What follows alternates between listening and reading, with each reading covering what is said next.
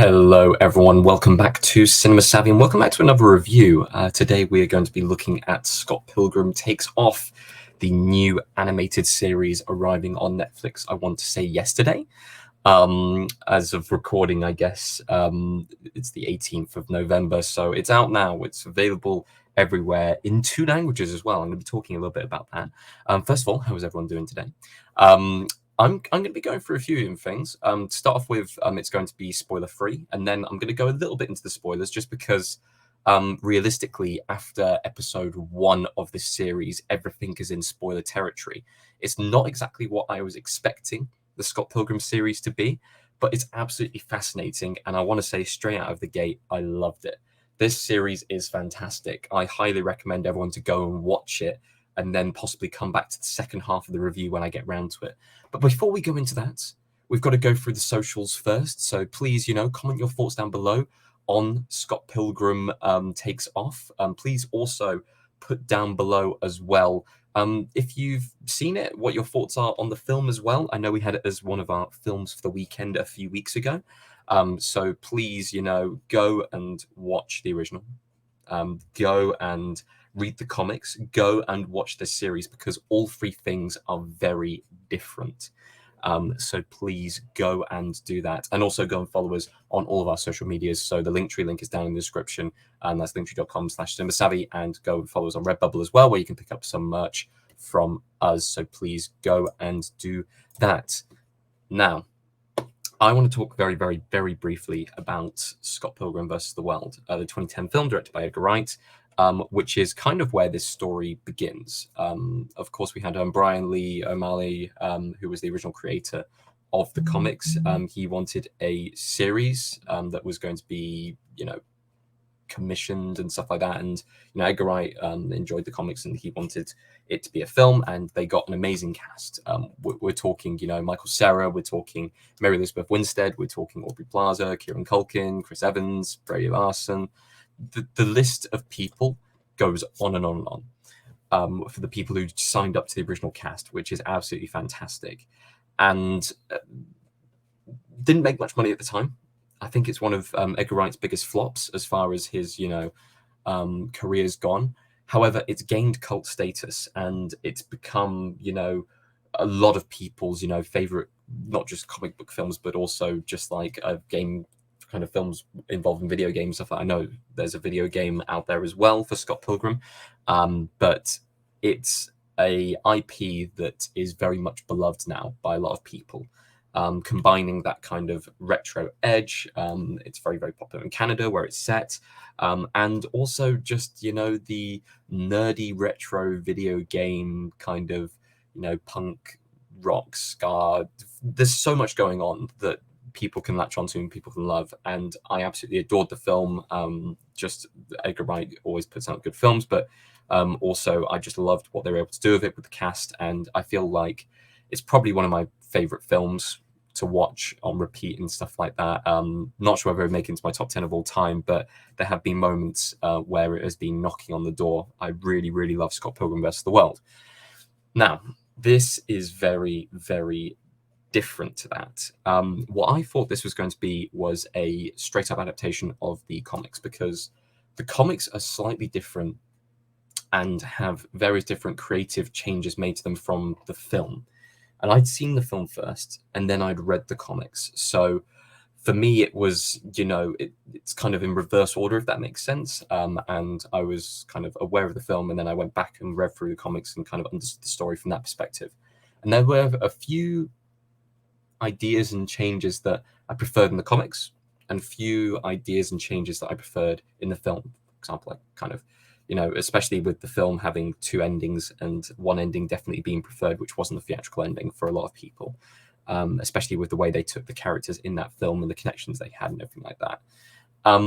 So there was a few things that going into this series, I thought, okay, if they're going to directly adapt the comic, I want them to take this route. And instead, I mean, I can say this for certain, without really spoiling anything, some of it is adapted from the comic, and a lot of the series is definitely not adapted from the comic and takes the series in a new direction. And we get to see different perspectives of characters, and we actually get a lot more character development, which I really liked from the characters that weren't developed in the film. So there's a couple of characters, a couple of the Evil X's, a couple of the side characters who don't really get too much development in the film. And this series goes through and actually develops them, and I guess tells a better story from the actual romance perspective and the relationships perspective between, Scott and Ramona, which is the heart and soul of anything Scott Pilgrim. And it's something that I feel like the film missed. I didn't see that connection between, Michael Cera and Mary Elizabeth Winstead as much in the film, which is why a lot of people were kind of shipping more towards, Knives and Scott, because they actually have better on-screen chemistry, and the way it's set up in the film, it leans heavily more in towards those two ending up together at the end and Scott really realizing kind of what's in front of him. Whereas this series definitely takes the kind of comic book perspective and actually really, really pushes the romance quite hard between, Scott and Ramona. And, it works a lot better in that way. And you actually feel that connection between the two characters. And one thing I want to point out, it is really great that we get to see the voice cast being exactly the same from the film. And obviously these guys love the film. They all have connections to it. A lot of them have gone on to have amazing careers off the back of this film. And it's really nice that even for the smaller characters, even for the characters who had less to do in the film, they get a lot more in this one. So one of the big ones I want to point out here is, let me find his name, because it's really, really hard to remember people's names who have been in the film. I cannot find him for some strange reason. Here we go. So the person who ended up playing the first Evil X, Matthew Patel, played by Satya Barber, gets a lot more to do. A lot more to do in this series, other than just a one and done character. And I guess the same goes for, Chris Evans, who actually gets a lot to do instead of just being kind of the fun cameo in one scene. I know he did more after this film than he did before it, but hilarious still that his character gets a lot more time to shine. And same with people like Kim Pine, played by Alison Pill. We get a lot more Aubrey Plaza. We get a lot more Jason Schwartzman. We get a lot more Johnny Simmons. We get like everyone, every single character, every single person who is possibly underdeveloped in the film. We get a lot more development of that in the series. The animation style for this series is fantastic as well. I want to point out the actual director of the series, because Edgar Wright was one of the creative leads and producers for this. However, Abel Gonjolo, I want to say his pronunciation is, Spanish animator, works for the Japanese studio called Science Saru. He's worked on things. He's worked on like an episode of Star Wars Visions. He's worked on Adventure Time before. So he is a well-seasoned and credited, animator.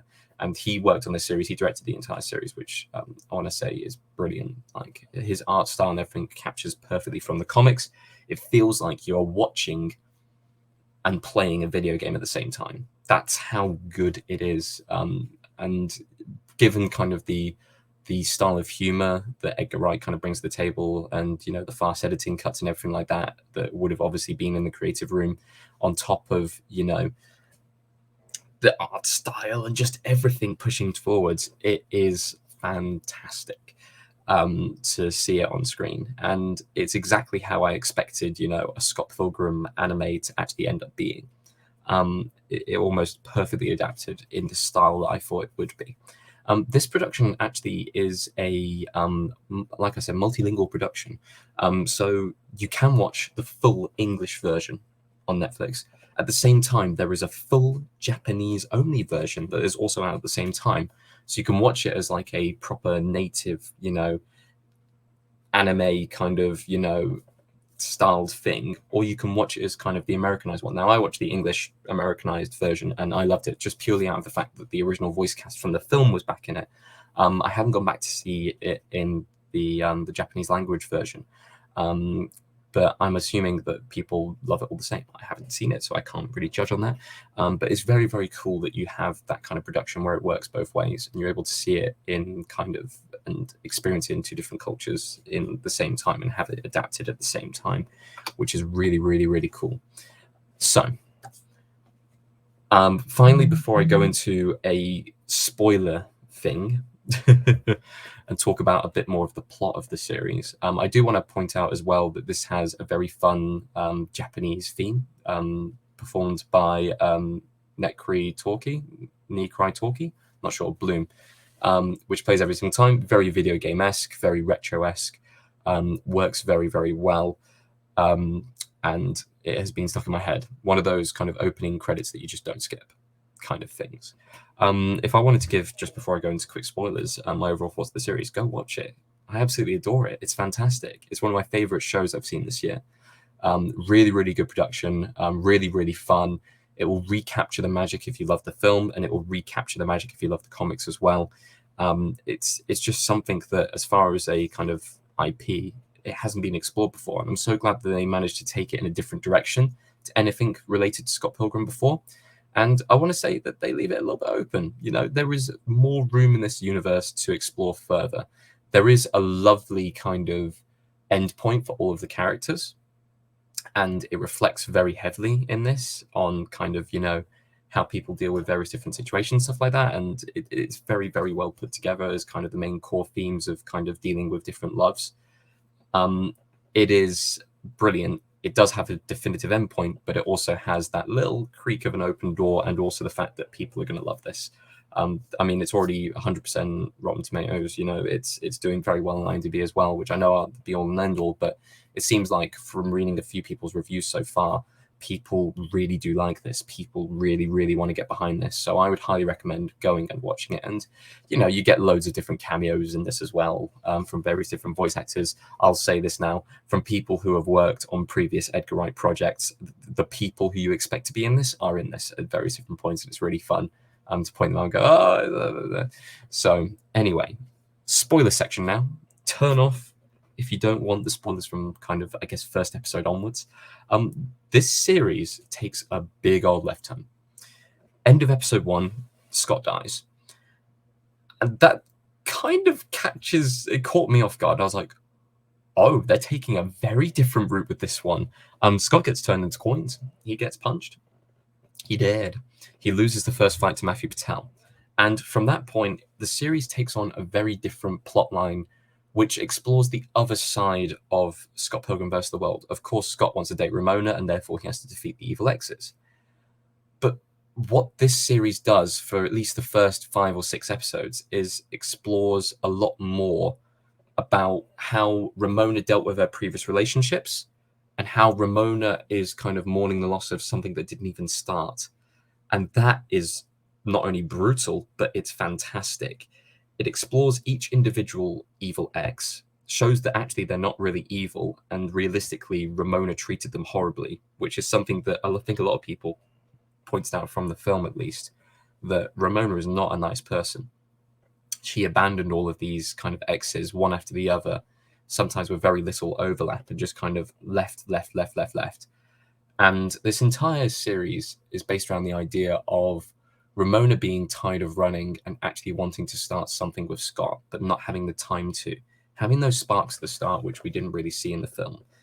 And more so kind of having that romance build, just have it dropped, and then her having unfinished business instead of everyone else, the evil exes, having unfinished business, which I guess is kind of the whole point of Scott Pilgrim. It's dealing with your baggage that you've kind of carried along the way. And, you know, being able to get over it before you can start afresh. And this takes such a good angle with that. It only works if you've seen the film, if that makes sense, or at least you've read the comics and you know the main storyline. You wouldn't start with this series because you'd end up with a very different perspective on it. But this is a nice kind of afterthought of a, not quite what if, but more of a kind of, you know the story. We're not readapting the story. We're going to kind of do well, you've seen the situation. You know Scott ends up with Ramona at the end. But what happens if Scott doesn't actually win that first fight? And what happens if Ramona has to deal with the consequences of, her various different exes, wanting to not just get back together with her, or at least kind of have a relationship with her, pining over her, but the kind of the notes that she left them on. And all these different characters have very, very poignant points about Ramona and how she treated them in the relationship. and how she was the it girl. She was the girl that everyone was after, but she would always leave before it got serious, and her actually committing to relationships. And that is a brilliant plotline to go with. Mary Elizabeth Winstead does a fantastic voice acting job in this entire series, going through those different emotions to the point where realistically she is the main character of this series, because she is the one who we follow throughout every single episode. We don't follow Scott for a few episodes. He does come back, of course, in the end, and that gets resolved, and we have the whole actual building of the relationship, which is very nice. And even towards the end, where Scott faced off the various different versions of himself from the future, trying to end Haig, because the possibility of her leaving again and the effect that she's caused over time, and how she's treated their past relationships, is a reflection of how she's going to treat her future relationships. It's very, very well put together in that sense, and I really, really love the angle they took with it. It's quite a mature angle for a show that is so humorous and actually really fun to go through and watch. So I think creative decision wise, this was a fantastic series in that sense, and it gave, because of that decision, it gave characters like Matthew Patel to be, take over the league and stuff like that, and become the CEO, and Gideon, be rejected and thrown out of the league because Matthew Patel did it before anyone else was kind of put through and everything like that. So absolutely fantastic that we got that throughout the series, and I think it was so well put together in that sense, and I really enjoyed it. I cannot say more. Please go watch this series. It is fantastic. It is brilliant. So I guess those are my final thoughts. Absolutely adored this series. I will watch it through again. I'll watch Scott Pilgrim vs. the World again. I absolutely love both properties. I think they complement each other fantastically. And I really do hope that Netflix turn around and go, do you know what, actually, I hope this is a success, because if this is a success, then it's going to be, there's going to be another series. And I would really love to see kind of the further development of the characters past what they've already done, actually see Scott and Ramona's relationship start to blossom, kind of the trials and tribulations that comes with a relationship, the other characters who were given loads more time and everything like that. I'd love for this cast to come back again and do something. I know that a few years ago there was talks of possibly being a live action sequel to it. That's no longer on the cards, but I just love the ideas that they could go with in this universe. It's fantastic, and I really do hope that they continue forwards and develop it more. If not, this is a perfect end anyway. This is a brilliant kind of cap-off, send-off to the characters and everything involved in the universe. So once again, I really adored this. Please go watch it. It's on Netflix now.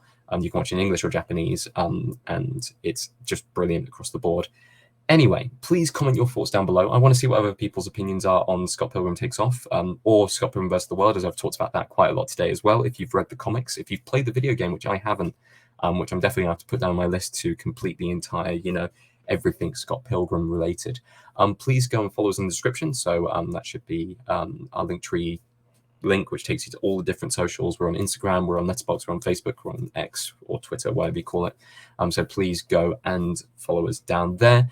And also go to our Redbubble link in the description to pick up some merch and help out the channel as well. Thank you ever so much for watching, and I'll see you on the next one.